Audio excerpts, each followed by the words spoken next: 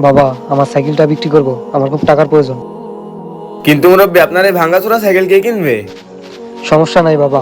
দাঁড়ান মুরব্বী, বলো বাবা। আপনার এই সাইকেলের দাম কত টাকা নেবেন? বলো বাবা, তুমি কত টাকা দিবা? আপনাকে আমি 1000 টাকা দিব। আচ্ছা বাবা, টাকা দাও। এই নেন।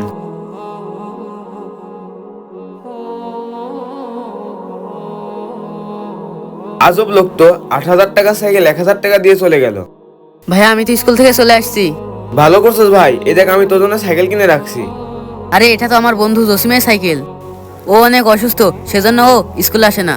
সেজন্য মনে হয় ওর বাবা এই সাইকেলটা বেঁচে গেছে। আচ্ছা ভাই, তুই থাক, আমি সাইকেলটা ফেরত দিয়ে আসি। আচ্ছা। মুরব্বী মুরব্বী কি হলো বাবা? মুরব্বী, আপনার এই সাইকেলটা আমি নিতে পারবো না।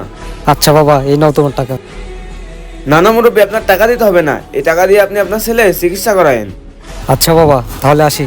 ভিডিওটা কেমন হয়েছে অবশ্যই কমেন্ট করে জানাবেন, আর আমাদের চ্যানেলটি সাবস্ক্রাইব করতে ভুলবেন না।